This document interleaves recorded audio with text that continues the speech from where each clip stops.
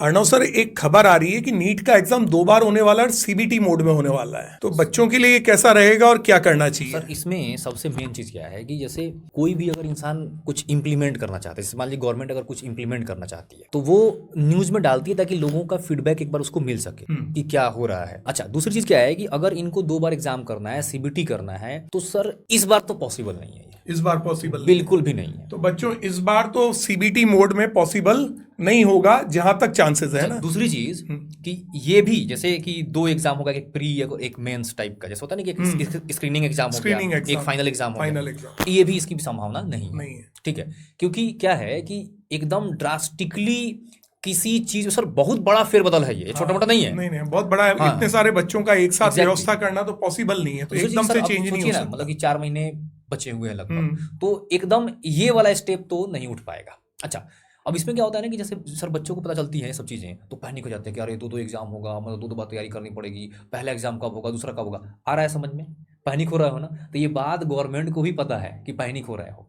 अच्छा, कमाल की बात क्या है कि जैसे सर ये सब चीज़ें गवर्नमेंट नहीं बोल रही हैं, ये एक तरीके से प्रपोजल है, बताया गया है कि इस तरह से हम लोग इंप्लीमेंट कर सकते हैं। इसका मतलब थोड़ा है कि ये इसी बार मतलब सोर्सेज से खबरें आ रही हैं, ऑथेंटिक खबर नहीं है। जैसे मान लीजिए कि आपसे आप गवर्नमेंट हैं और आपने बोला कि सर हमें एक fair neat and clean paper conduct करवाना है, तो क्या क्या इसके आप बता सकते हैं, क्या क्या तरीके हो सकते हैं? तो मैं आपको बताऊंगा कि ये तरीके कर सकते हैं।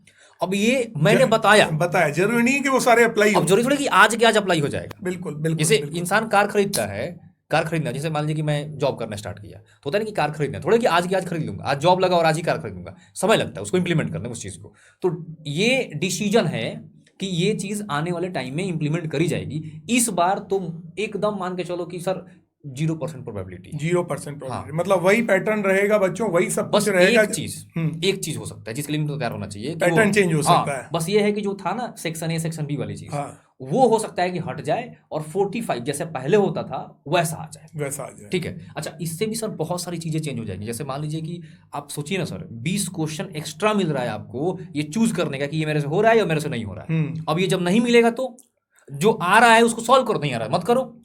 तो इससे सर बहुत तेजी से कट ऑफ ऐसे ही रिड्यूस हो जाएगा। 720 आने की संभावना थोड़ी कम हो जाएगी। पहले तो 720 पे तो बहुत सारे बच्चे आ रहे थे। इतना हाई कट ऑफ हो जा रहा है, 650 कट ऑफ जा रहा है, वो भी कम हो जाएगा। जैसे मान लीजिए कि मेरा अगर केमिकल एनालिटिक्स ठीक है या अब रोटेशन मेरा ठीक नहीं है, सपोज दैट, तो रोटेशन ठीक नहीं है, मेरा SHM ठीक है, तो मैं क्या करूंगा कि रोटेशन में क्वेश्चन नहीं करूंगा, SHM में कर लूंगा। अभी क्या है कि रोटेशन ही आएगा और उसी का करना है, कर पाओ तो कर पाओ, नहीं पाओ तो छोड़ दो।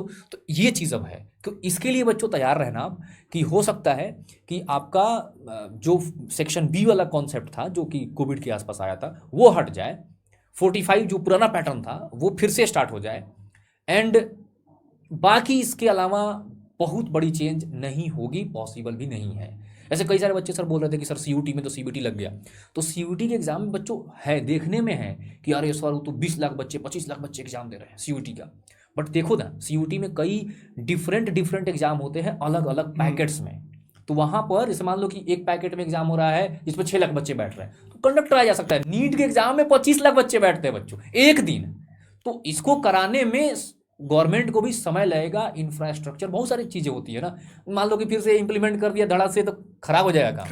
ठीक है, तो ऐसा नहीं होता है। जैसे हम लोग भी कोई डिसीजन कैसे लेते हैं, थोड़ा सा सोचते समझते हैं, तो लेकिन बातचीत करेंगे ना उसके बारे में कि चुप रहेंगे जरा बताओ क्या अचानक से फिर बताएं, तो इसी साल से बातचीत होगी ना अगर अगले साल भी लगने वाला होगा नेक्स्ट ईयर, तो बातचीत तो अभी से स्टार्ट होगी। ठीक है, तो क्योंकि जो अपने 11th के बच्चे हैं उनको तो फायदा मिलेगा, या जो अब जो आने वाले बच्चे हैं।